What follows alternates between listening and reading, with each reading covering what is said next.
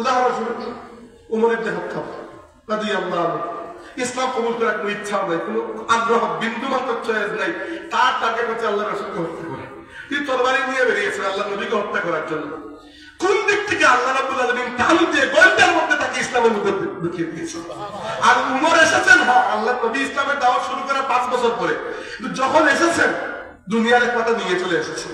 মানে উমর ইবনে খাত্তাব না থাকলে আজকে আমরা ইসলামকে এই অবস্থায় পেতাম না যে অবস্থা আজকে পেয়েছি। আমি বলছি না, আব্দুল্লাহ ইবনে মাসউদ রাদিয়াল্লাহু আনহু বলেছেন, হে উমর, আপনার ইসলাম কবুল করাই আমাদের জন্য বড় বিষয়, তাই না? উমর ইবনে খাত্তাব সেই ব্যক্তি ছিলেন যার ব্যাপারে আল্লাহ রাসূল বলেছেন, ইন্নাস শাইতানা লা ইয়াইসা আনকা ইয়া উমর, উমর শয়তান তোমার ব্যাপারে নিরাশ হয়ে গেছে। বলেছেন, আইয়ুহা ইবনে খাত্তাব ওয়াল্লাযী নাফসি বিয়াদি মা লাকিয়াকা শাইতানু সালিকান ফাজ্জান কাত্তু লিল্লাহ সালাকা ফাজ্জান গায়রা ফাজ্জাক। হে উমর খাত্তাবের পুত্র, আল্লাহর কসম করে বলছে যে আল্লাহর হকে আমার নাম, শয়তান যখন তোমাকে কোন রাস্তা দিয়ে আসতে দেখে তখন তোমার ভয়ে সেই রাস্তা ছেড়ে সে অন্য রাস্তা দিয়ে পড়তে হবে। এরকম মানুষকে মুখলাস বলা হয়।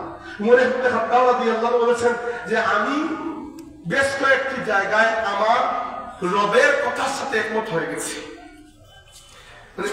এরকম হয়েছে যে উমর রাদিয়াল্লাহু আনহু প্রথমে নিজে বলে ফেলেছেন, তার কথার উপর কোরআনের আয়াত নাযিল হয়ে গেছে, কিন্তু তিনি নিজেকে বড় করেন নাই। তিনি এটা বলেন যে আমার কথার উপর কোরআনের আয়াত নাযিল হয়েছে।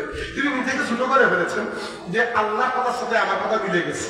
উদাহরণস্বরূপ পর্দার আয়াত, পর্দার পুরো অনুরোধ প্রথমে আল্লাহ রাসূলকে উমর আব্দুল করেছেন, ইয়া রাসূলুল্লাহ, মহিলাদের দিকে পর্দার ব্যবস্থা করুন। কারণ তৎকালীন সময় ঘরের মধ্যে বাথরুম ছিল না, অনেক দূরে যেতে হতো, রাত্রে মহিলারা বাথরুমে যেতেন। আর দুষ্ট মানুষ তো থাকে না সমাজে, খারাপ দৃষ্টি দেখাতে পারে। তিনি প্রথম বলছেন, ইয়া রাসূলুল্লাহ, পর্দার ব্যবস্থা করুন।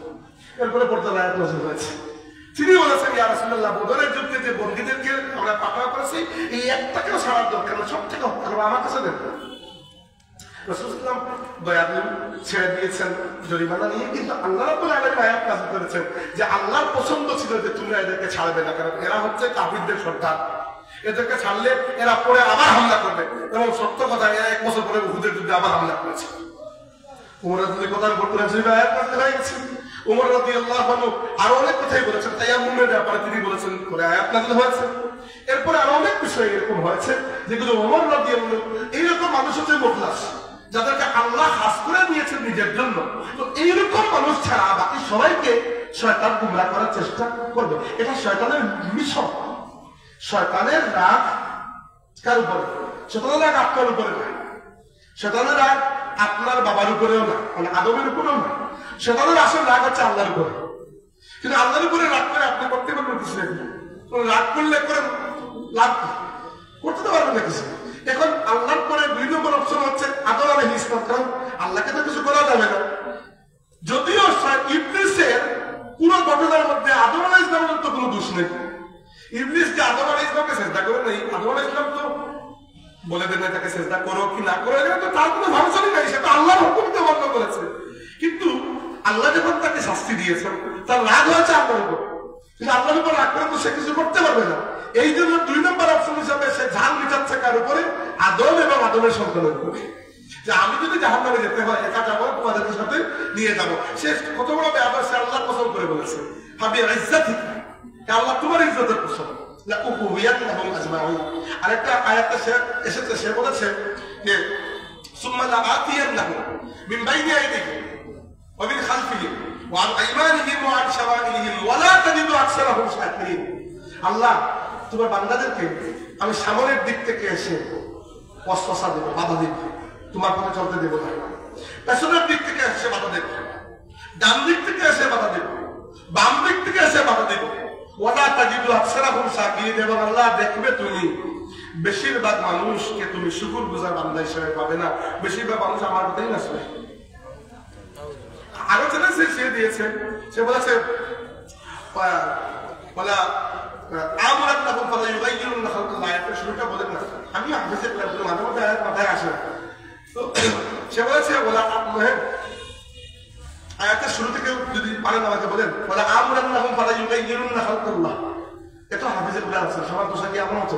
আচ্ছা, সে বলেছে যে আল্লাহ, আমি তোমার বান্দাদেরকে আদেশ দিব, আর তোমার আদেশে তারা আমার আদেশে তারা তোমার সৃষ্টিকে পরিবর্তন করে ফেলবে। আজকের যুগে পৃথিবীতে বহু দেশে লিগাল বৈধ এই পদ্ধতি যে অপারেশনের মাধ্যমে বহু পুরুষ নারীতে পরিণত হয়ে যায়, বহু নারী পুরুষে পরিণত হয়ে যায়, ট্রান্সজেন্ডার বলে থাকে। বাংলাদেশের শিক্ষা ব্যবস্থার মধ্যেও এটাকে ঢুকানোর পায়তারা করা হয়েছিল হাসিনা সরকারের সময়। হয়তো আলিমুল আমার প্রতিবাদের জন্য তখন সেটা হয় নাই, যারা করেছে এরা তো মরে যায় নাই, ভবিষ্যতে তো আবার চেষ্টা করবে, করবে না? এই হচ্ছে ইবলিসের একটা চক্রান্ত। তো ফিতনার বাপ যখন ইবলিস, আর সে যখন বেঁচে আছে এবং কিয়ামত পর্যন্ত বেঁচে থাকবে, আর সে যখন রিটায়ার করে দেয়, অতএব আমাদেরকেও এরকম হাত গুটিয়ে বসে থাকলে হবে না। প্রত্যেক জেনারেশন বাই জেনারেশন নতুন নতুন এমন ইমান বিধ্বংসী ফিতনাগুলো আসবে যেগুলো থেকে ইমানকে রক্ষা করা আমাদের জন্য কঠিন হয়ে যাবে। উদাহরণস্বরূপ আমাদের পূর্বসূরি যারা আছেন, আমাদের এখানে বসে আছেন অনেক নারী পাকা মুরব্বীরা, তারা সেই সকল বিষয়ে কখনো চোখেও দেখেন নাই, কানেও শুনেন নাই, যেগুলো আমরা আজকে দেখতেছি। তো আপনার কি মনে হয়, আপনারা যখন বিয়ে শাদী করবেন, সন্তান হবে, তখন এরপরে সেই জেনারেশন কোন ফিতনা দেখবে সেটা এখন আমরা কল্পনা করতে পারি না। আল্লাহ রাসূল বলেছেন যে আমার উম্মতের উপর ফিতনা আসবে কামাউজিল বাহরি, সাগরের ঢেউয়ের মতো। ঢেউ যেরকম থামে না, বড় একটা ঢেউ আসছে, আপনি মনে করলেন এটাই শেষ, সাথে সাথে আরেকটা চলে আসবে, ঢেউ তো চলতে আসছে। তো এই উম্মতের উপর একটার পরে একটা ফিতনা আসবে, আর সমস্ত ফিতনা থেকে বেঁচে থাকার জন্য আল্লাহ রাসূল আমাদেরকে দুইটা খুব শক্ত হাতল দিয়ে গিয়েছেন। জীবনের শেষ বক্তৃতায় তিনি বলেছিলেন যে হ্যাঁ মানুষেরা, জেনে রাখো অচিরেই আল্লাহর পক্ষ থেকে মৃত্যুর ফেরেশতা আসবেন, আর আমি তার ডাকে সাড়া দেব। যাওয়ার আগে তোমাদের জন্য আমি দুইটা বিষয় রেখে দিচ্ছি। বলেছেন দুইটা বিষয় রেখে দিচ্ছি, তারাক্তু ফীকুম আমরাইন, আরেকটা হাদিসে এসেছে তারাক্তু ফীকুম সাকালাইন, আমি তোমাদের জন্য দুইটা ভারী জিনিস রেখে যাচ্ছি।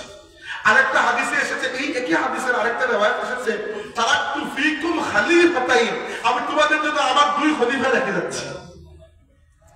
লাম তাদিল্লু মা ইন তামাসসাকতুম বিহিমা, এই দুইটাকে যদি শক্ত করে আঁকড়ে ধরো কখনো পথভ্রষ্ট হবে না। কি কি? কিতাব আল্লাহ ওয়া সুন্নাত রাসূলিহি, একটা আল্লাহর কিতাব, একটা আল্লাহর রাসূলের সুন্নাত। সুবহানাল্লাহ। আল্লাহর নবী তার নিজের পরে কোন ব্যক্তিকে খলিফা বানিয়ে যান নাই। আবু বকর রাদিয়াল্লাহু আনহু ইসলামের প্রথম খলিফা, ওইটা আল্লাহর নবী বানিয়ে যান নাই, উম্মত আবু বকর রাদিয়াল্লাহু আনহুকে খলিফা পছন্দ করেছে। আল্লাহর নবী কোন মানুষকে কেন খলিফা বানিয়ে যান নাই? কারণ আল্লাহর নবী জানতেন আমার উম্মত কিয়ামত পর্যন্ত থাকবে, এরপরে আর কোনো নবী নাই, অতএব আমার নবীর নবুয়তটাই থাকবে কিয়ামত পর্যন্ত, এই উম্মত থাকবে কিয়ামত পর্যন্ত। এখন যে মানুষকেই আমি আমার খলিফা বানিয়ে যাই, উনিও তো মৃত্যুবরণ করবেন, চিরস্থায়ী তো কেউ নয়। আল্লাহর নবীর পরে আবু বকর রাদিয়াল্লাহু আনহু খলিফা হয়েছেন, আল্লাহর রাসূলের ইন্তেকালের মাত্র 2 বছর পরে তিনি ইন্তেকাল করেছেন। যদি আল্লাহর নবী আবু বকরকে বলতেন যে আমার পরে আবু বকর আমার খলিফা, আর আপনি যদি 3 বছর পরে যেতেন, আপনি আবু বকরকে খুঁজে পেতেন না, তো নবী খলিফা বলে তা থাকা পাবে। তো আল্লাহর রাসূল খলিফা বানিয়ে গেছেন দুইজন, একজন হচ্ছে কুরআন, একজন হচ্ছে আল্লাহর রাসূলের সুন্নাত।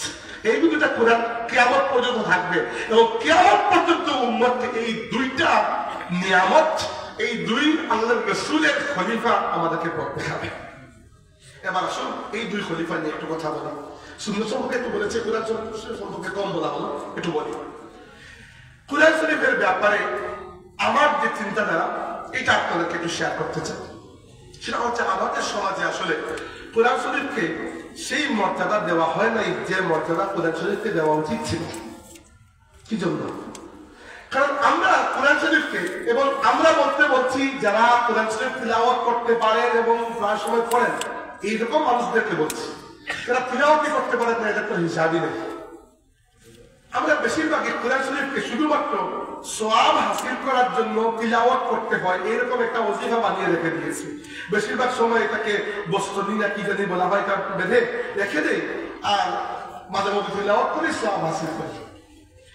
এইটা অবশ্যই কোরআন শরীফের একটা কাজ যে আমরা কোরআন শরীফকে পড়ব, কিন্তু এখানেই শেষ নয়। কোরআন শরীফের বহু বহু হক আমাদের উপর রয়েছে। এই হকগুলো আদায় না করলে, হাদিসে এসেছে আল কোরআনু শাহিদুল লাকা আও আলাইকা, কোরআন কিয়ামতের ময়দানে তোমাদের পক্ষে আল্লাহর কাছে সাক্ষী দেবে, ওই তোমাদের বিপক্ষে আল্লাহর কাছে সাক্ষী দেবে। তো এটা আপনার উপরে, আপনি কোরআন শরীফকে পক্ষে রাখবেন নাকি বিপক্ষে রাখবেন, আপনার উপর। এবার কোরআন শরীফের কয়টা হক? আমার উস্তাদ বলতেন কোরআন শরীফের কমসে কম 6টা, বা 7টা হক রয়েছে আমাদের উপরে। প্রথমে কোরআন শরীফের প্রথম হক আমাদের উপর কোরআনের হক, কোরআনের উপর হক নয়, আমাদের উপর কোরআন শরীফের হক। প্রথম হক হচ্ছে কোরআন শরীফকে আল্লাহর কালাম বলে বিশ্বাস করা, এবং এটা আমরা করি আলহামদুলিল্লাহ। এখানে লম্বা চড়ার কথা বলতে চাচ্ছি না, শুধু একটা কথা বলে রাখি, কোরআন একমাত্র কিতাব যেটা আল্লাহর কালাম, অন্য কোনো আসমানি কিতাব আল্লাহর কালাম নয়, এগুলো শুধু কিতাব। কিতাব আর কালামের মধ্যে পার্থক্য আছে। কিতাব মানে হচ্ছে যেটাকে শুধুমাত্র লিখে দেওয়া হয়। তাওরাত, জাবুর, ইনজিল দুটো কিতাব আছে, ওইগুলোকে আল্লাহ শুধু লিখে দিয়ে দিয়েছেন নবীদের। কোরআন শরীফকে আল্লাহ শুধুমাত্র লিখিয়ে দেন নাই, কোরআন শরীফকে আল্লাহ রাব্বুল আলামিন লিখিয়ে রেখেছেন কোন জায়গায়? ফি লাউহিল মাহফুজ, লাউহে মাহফুজের মধ্যে। আর দুনিয়াতে লিখে পাঠান নাই। দুনিয়াতে পাঠানোর সময় হাদিসে এসেছে আল্লাহ রাব্বুল আলামিন ফেরেশতা জিবরাইলকে ডাক দিতেন, জিবরাইল যেতেন, জিবরাইল দিয়ে শুনতেন আল্লাহ তাবারাকা ওয়া তাআলা ওই আয়াতগুলো বলছেন। জিবরাইল নিজে আল্লাহ রাব্বুল আলামিনের ওই কালাম শুনতেন। আমি আল্লাহর কাছে তিলাওয়াত শব্দ ব্যবহার করছি না, ইচ্ছা করি, তিলাওয়াত তো আমাদের জন্য, তো আমি বলতেছি আল্লাহ বলতেন এই কথাগুলো, এই কালাম আল্লাহ কালাম করতেন। আল্লাহ কালামকে শুনতেন জিবরাইল, জিবরাইল শোনার পরে জিবরাইল ওই কালামগুলো হিফজ করতেন, মুখস্থ। এবং জিবরাইল যখন নিচের দিকে আসতেন সমস্ত ফেরেশতারা জিবরাইলকে ঘিরে ধরতেন। মাযা ক্বালা রাব্বুকা ইয়া জিবরিল, জিবরিল তোমার রব তোমাকে কি বলেছেন আজকে, আজকে কোন আয়াত? জিবরাইল আলাইহিস সালাম মনে করতেন যে আল্লাহর রাসূলের কাছে দেওয়ার আগে অন্য কারো কাছে দেওয়া ঠিক নয়। তাই জিবরাইল বলতেন আল হাক্কু ওয়া হুয়াল আলিয়্যুল কাবীর, আমার রব যা বলেছেন এটা সত্য বলেছেন, সত্য বলেছেন, আর আমার রব হচ্ছেন সুউচ্চ এবং সুমহান। ফেরেশতারা সাথে বলতেন আল হাক্কু ওয়া হুয়াল আলিয়্যুল কাবীর। জিবরাইল এটা নিয়ে আসছেন আল্লাহর রাসূলের কাছে, এবং রাসূলুল্লাহ সাল্লাল্লাহু আলাইহি ওয়াসাল্লামের কাছে যখন ওহী নাযিল হতো সাহাবীরা বুঝতে পারতেন, কারণ আল্লাহ রাসূলের উপর এত কষ্ট হতো।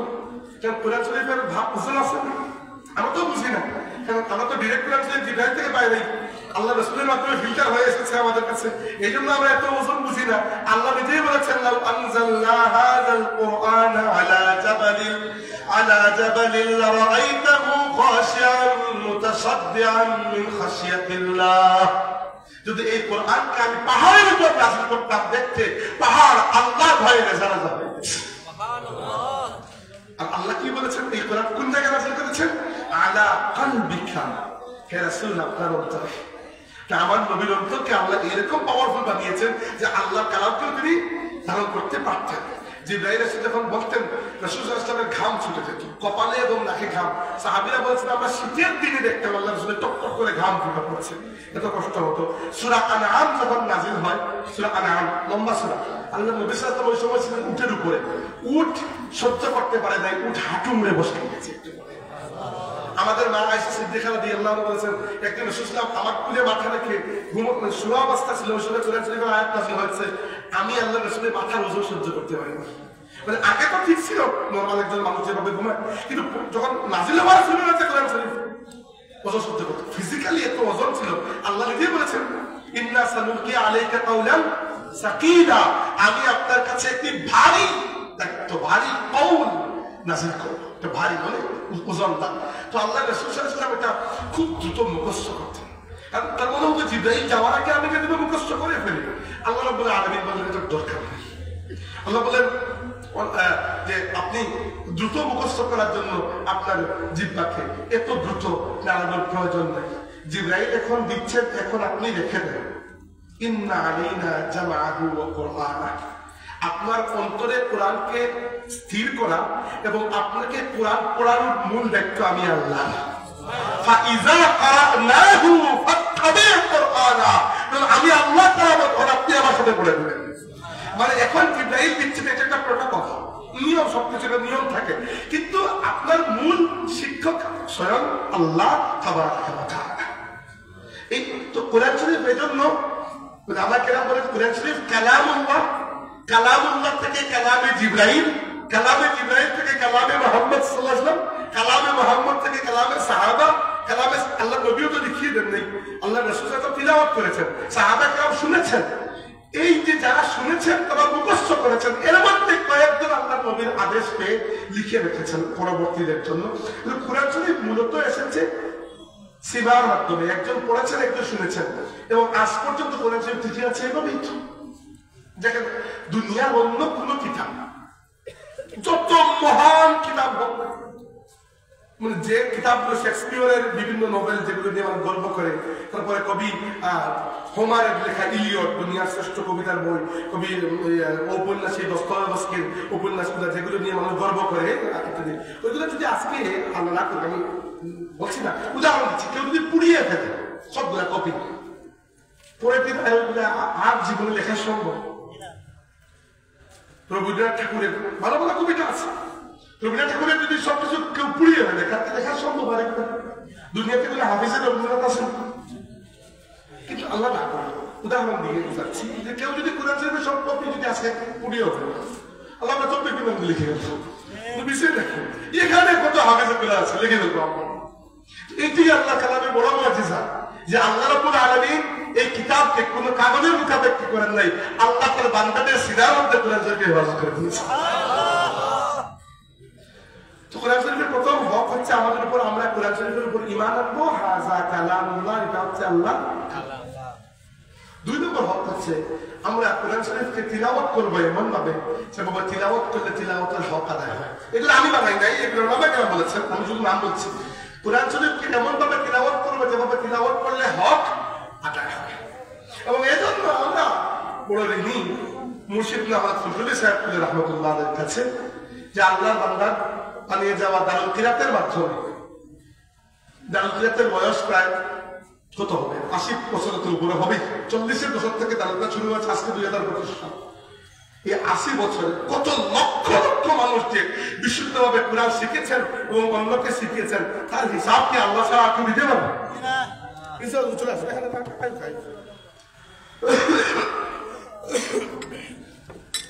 আল্লাহ নবী সাল্লাল্লাহু বলেছেন, শুনেন হাদিসটা, ইয়া আহলুল কুরআনি লা তাতাওয়াসসালুল কুরআনা ওয়াতলুহু হাক্কা তিলাওয়াতিহি।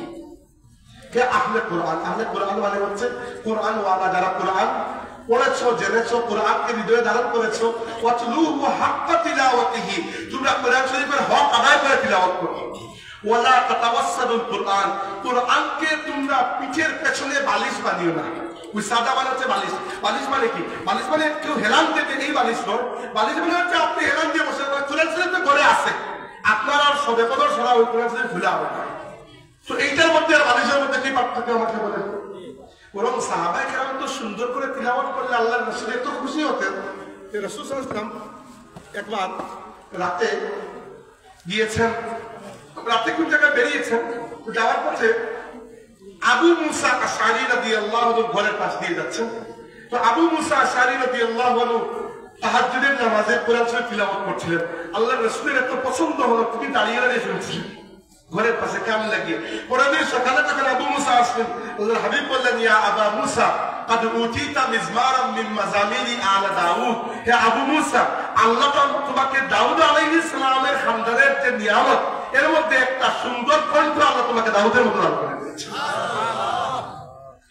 দাউদ আলাইহিস সালামের কণ্ঠ ছিল এরকম, তিনি যখন জাবুর কিতাব তিলাওয়াত করতেন, পানি থেকে মাছ উঠে আসতো, আসমান থেকে পাখিরা নেমে যেত, পাহাড় তার সাথে লড়তো তার ওই হামদের আওয়াজ শুনে। আল্লাহ বলেছেন, আল্লাহ নবী বলেছেন, হে আবু মুসা, আল্লাহ তোমাকে দাউদের মতো কণ্ঠ দান করেছে। কতটুকু প্রশংসা, কি জন্য সুন্দর তিলাওয়াত। আল্লাহ রাসূল বলেছেন, মাল্লাম ইয়াতাগান্না বিল কুরআনি ফালাইসা মিন্না, যে ব্যক্তি সুর দিয়ে সুললিত কণ্ঠে কোরআন শরীফ তিলাওয়াত করে না, সে আমার দলভুক্ত নয়। আপনার সুর হয়তো কুকির কণ্ঠের নয়, সবার সুর তো কুকির কণ্ঠের হয় না, কিন্তু আপনার ন্যাচারালি যে সুর আছে, এর মানে এই নয় যে আপনি গানের তৈরি করবেন। এটা আজকের যুগে একটা ফিতনা, তামতিত বলা হয় এটাকে আরবিতে। তামতিত মানে হচ্ছে গানের সুরে কোরআন শরীফ তিলাওয়াত, এটা সম্পূর্ণ বিদআত একটা কাজ। দয়া করে গানের সুরে কোরআন শরীফ পড়বেন না। কোরআন শরীফের নিজস্ব একটা সুর আছে, আছে না? আপনি আপনার গলার আওয়াজ যদি সুন্দর না থাকে, তবু আপনি মাখরাজ সিফাত আদায় করে সূরা আর রহমান পড়েন, দেখবেন যেগুলো মানুষের সুন্দর লাগবে শুনতে। কারণ কোরআন শরীফের নিজের একটা সুর আছে, আপনি ওই গানের সুর এখানে এনে দোকান উত্তর কোনো দরকার নেই। এটা সম্পূর্ণ বিদআত একটা কাজ, এটা অনেকেই করেন, মানে আজকাল আধুনিক কারীদের মধ্যে। এটা কখনো করবেন না, কোরআনের নিজের সুরে কোরআনকে পড়বেন। আচ্ছা, এমনকি একদিন তো আল্লাহ নবী সাল্লাল্লাহু আলাইহি ওয়াসাল্লাম রাতে আয়েশা রাদিয়াল্লাহু আনহা বাসায় আসতে একটু দেরি করেছেন এশার নামাজের শেষে। রাসূল সাল্লাল্লাহু আলাইহি ওয়াসাল্লাম জিজ্ঞাসা করলেন, আয়েশা তুমি একটু দেরি করলে? আয়েশা রাদিয়াল্লাহু আনহা বললেন, ইয়া রাসূলুল্লাহ, আমি নামাজ শেষে বেরিয়েছি, শুনি মসজিদের মধ্যে কে জানি বড় সুন্দর করে কোরআন শরীফ তিলাওয়াত করছে। তা আমি শুনতে দাঁড়িয়েছি, আর সুন্দর তিলাওয়াত কেউ করছে এটা শুনলেই আল্লাহ নবী খুশি হয়ে যেত, বলে চলো দেখি কে তিলাওয়াত করে। গিয়ে দেখলেন সালিম রাদিয়াল্লাহু আনহু। সালিম রাদিয়াল্লাহু একজন গোলাম ছিলেন, কৃতদাস। ইসলাম কবুল করার পরে তিনি এবং তার মালিক একসাথে ইসলাম কবুল করেছেন। ইসলাম কবুল করার পর তার মালিক তাকে মুক্ত করে দিয়েছেন। তিনি জান নাই, তিনি বলছেন আমি আপনার সাথে থাকবো। তার মালিক তাকে নিজের সন্তান বানিয়ে নিয়েছেন। দুইজন একসাথে একই জিহাদে শহীদ হয়েছেন। খালিদ ইবনে ওয়ালিদ রাদিয়াল্লাহু আনহু বাপ বেটা দুজনকে একসাথে কবর দিয়েছেন। তো সালিম রাদিয়াল্লাহু আনহু তিলাওয়াত করছেন, আল্লাহ রাসূল দেখে বললেন যে এটা তো হচ্ছে হাযা সালিম, এই হচ্ছে সালিম। আলহামদুলিল্লাহিল্লাযী জাআলা ফি উম্মতি মিসলা হাযা। আল্লাহ প্রশংসা করছি যে আল্লাহ আমার উম্মতের মধ্যে সালিমের মধ্যে তো খালি দিয়েছেন। নারে তাকবীর, আল্লাহু আকবার, নারে রিসালাত, ইয়া রাসূলুল্লাহ, ডক্টর মারজান আহমদ চৌধুরী সাহেব। সম্মানিত হাজিরিন, এবার বলছিলাম, এবার যাদের কোরআন শরীফটাই এখনো শুদ্ধ হলো না, আমার মনে হয় না আল্লাহর কাছে গিয়ে কোনো অজুহাত কাজে লাগবে। হাদিসে আমরা পেয়েছি আল্লাহ রাসূল বলেছেন সাল্লাল্লাহু আলাইহি ওয়াসাল্লাম, আমার উম্মত যদি 7 বছরের উপরে বয়স পেয়ে যায়, 60 বছর 60, তারপরে তার কোনো অজুহাত আল্লাহর কাছে কবুল হবে না। এই সময় পাই নাই, এই পাই নাই, ওই পাই নাই। 60 বছর বয়স করলে আর কত বয়স করবে? সামনে রমজান মাস আসছে, যাদের কোরআন শরীফ এখনো মুঠেও পারেন না পড়তে, আল্লাহর রাস্তায় লক্ষ্য সব ভুলে বাকি কাজ কাম এক সাইডে রেখে কখন মৃত্যু হয়ে যায় বলা যায় না। কমসে কম যে সূরাগুলো আমরা নামাজের নিয়মিত তিলাওয়াত করি, সূরা ফাতিহা এবং শেষ থেকে 12-15টি সূরা হবে, ছোট সূরা তার কতগুলো, এগুলো আপনি শুদ্ধ করে দারুল কিরাতে ভর্তি হন, সূরা জমাতে, নইলে তাফসিসি জমাত থাকে, এগুলোতে ভর্তি হন। নইলে রোজার পরে মসজিদের ইমাম সাহেবকে ধরেন যে আপনাকে সপ্তাহে একদিন আমাকে টাইম দেন, আমি আপনাকে 500 টাকা করে দেবো। ফ্রিতে কিছুই করবেন না, ফ্রিতে কোনো দাম নেই, কোনো কিছু হাদিয়া দেন, দিয়ে শিখেন, আল্লাহর ওয়াস্তে শিখেন। কোরআন শরীফ না শিখে মরবেন না, আল্লাহর কাছে কোনো অবস্থাতেই পার করা যাবে না। আচ্ছা, এইগুলো 2 নম্বর হক। এমন ভাবে তিলাওয়াত করা যেভাবে করলে তিলাওয়াতের হক আদায় হবে। আচ্ছা, 3 নম্বর হক হচ্ছে কোরআন শরীফকে বুঝতে পারা, এমন ভাবে বুঝতে পারা যেভাবে বুঝলে বুঝার হক আদায় হয়। এবার দেখেন, আমি সাধারণ মানুষের কথা বলছি না, আলিম উলামাদের মধ্যে বলছি, আমাদের যে বড় আশ্চর্যের বিষয়, আমাদের আলিম উলামা যারা বাংলাদেশে লেখাপড়া করে, আলিয়া মাদ্রাসার এই বিশেষ করে, অনেকেরই দেখা যায় আরবি ভাষার দক্ষতা এত কম থাকে। আমি মাঝখানে বছর ধরে মাদ্রাসায় পড়িয়েছিলাম, মিশর থেকে আসার পরে। আমি ঢাকা বিশ্ববিদ্যালয় শেষ করে চলে গিয়েছিলাম মিশর থেকে আসার পরে দেশে ছিলাম, এরপরে জার্মানি গেছি, তো পড়িয়েছিলাম। তো দেখলাম যে সবাই কিন্তু ভালো করে আরবি পারে। আমি এটা খুবই শালীন ভাবে বলছি, আরো খারাপ বলা উচিত ছিল, হিট করে বলছি না, ইচ্ছা করে।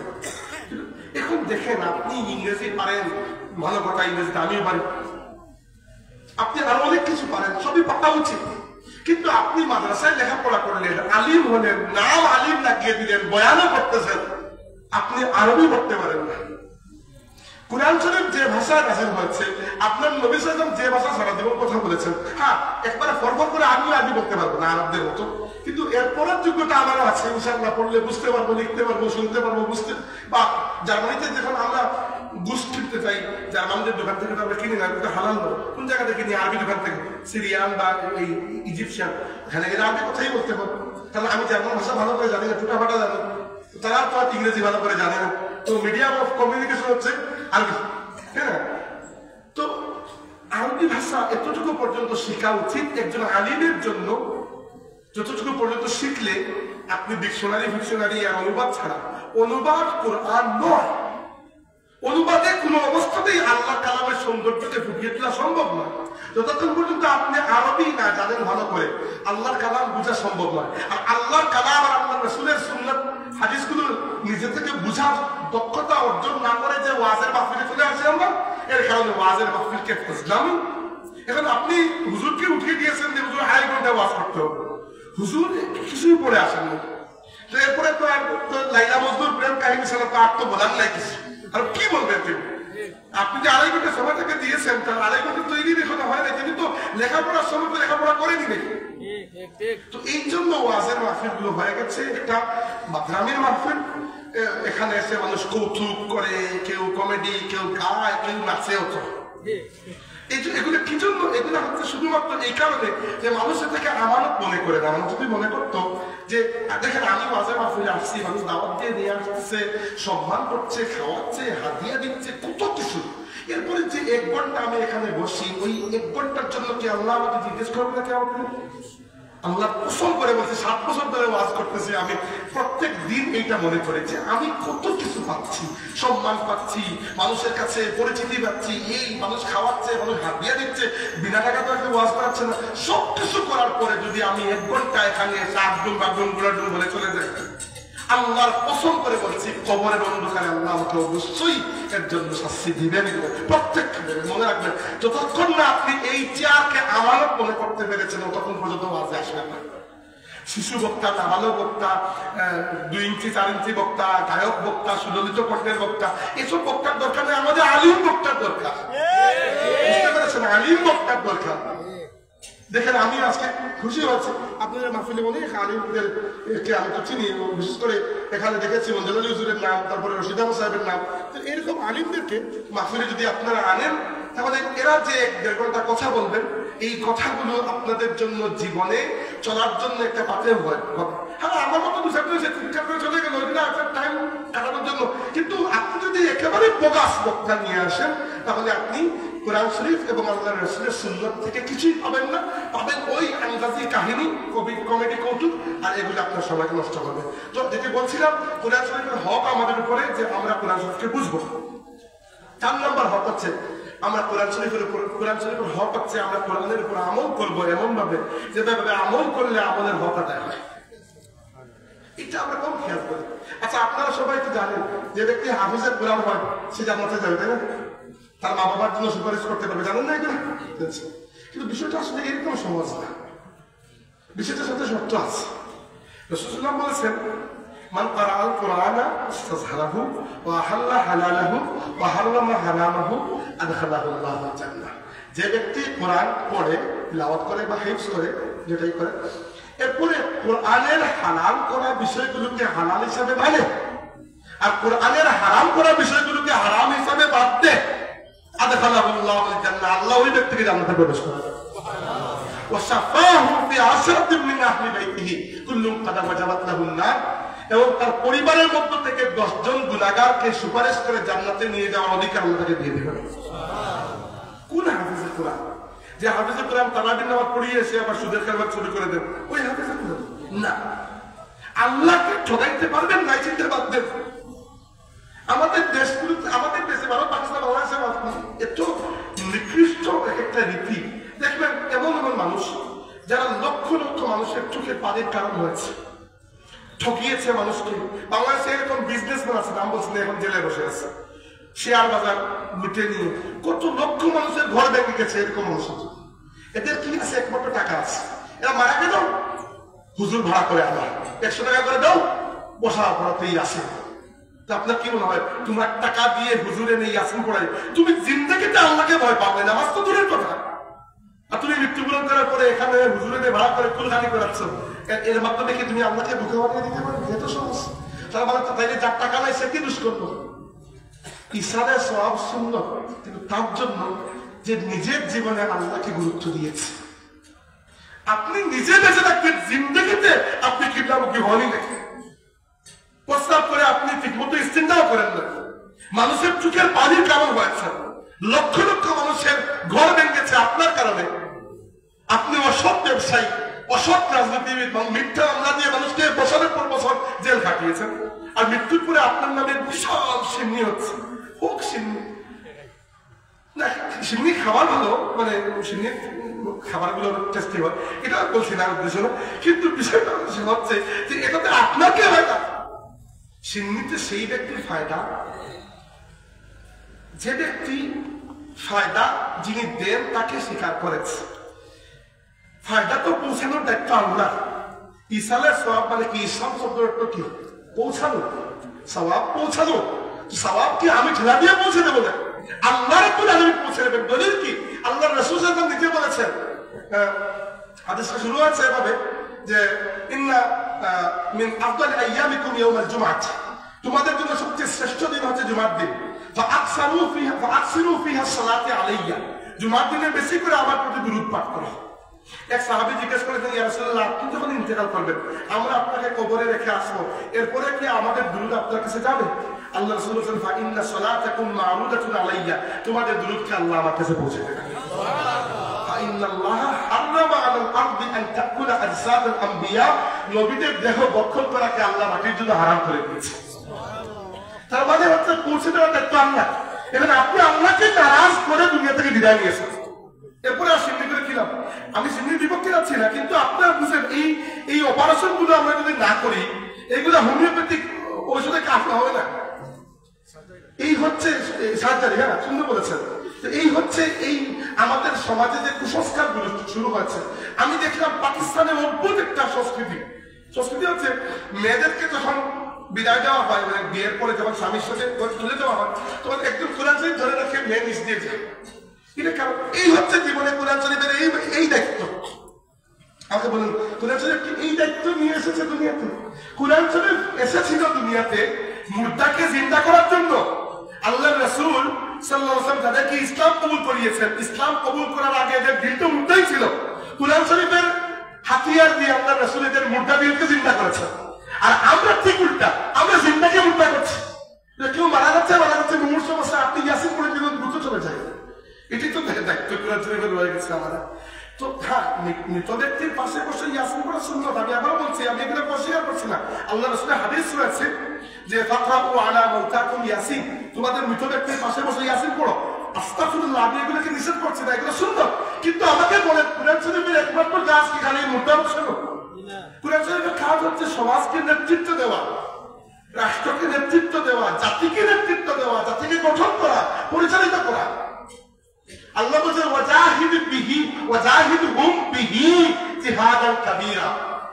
বিহি এই হা জমিরের মারজা হচ্ছে কোরআন। আপনি পড়ে দেখবেন, হে রাসূল, কাফিরদের বিরুদ্ধে এই কোরআন দিয়ে আপনি বড় জিহাদটা করুন। তরবারি দিয়ে তো ছিল জিহাদ, বড় জিহাদ কোরআন দিয়ে।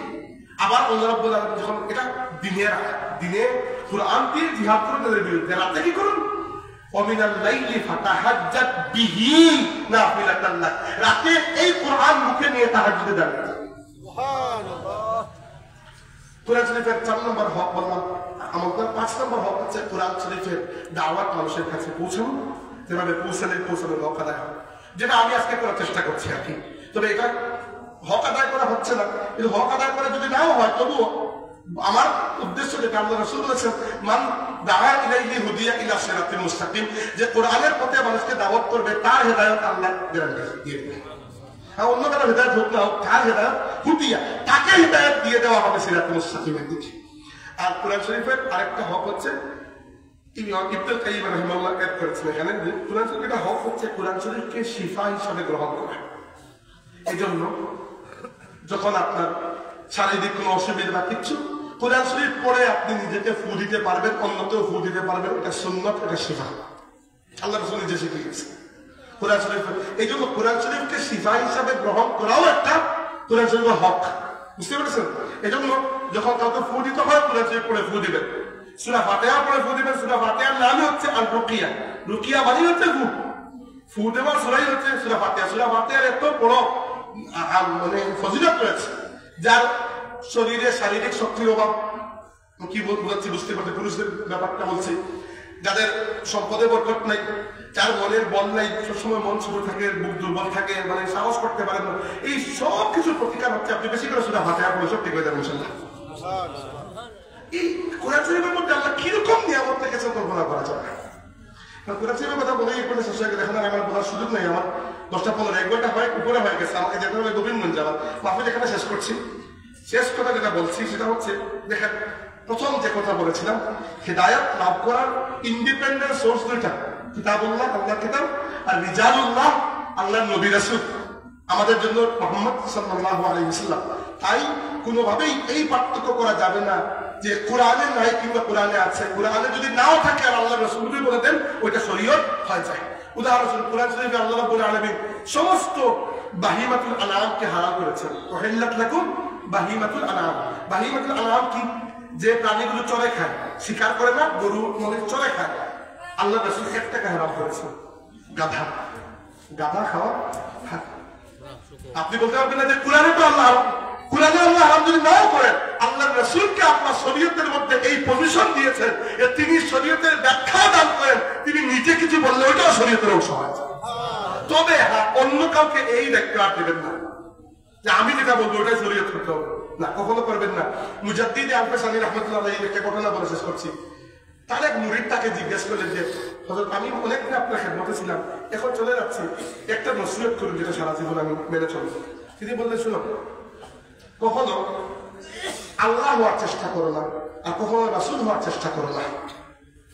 মুরিদ বলল, হুজুর বুঝি নেই, আল্লাহ হওয়ার চেষ্টা করে না মানে কি? আল্লাহ হওয়ার চেষ্টা করলে পরে তো আপনি হতে পারবেন না।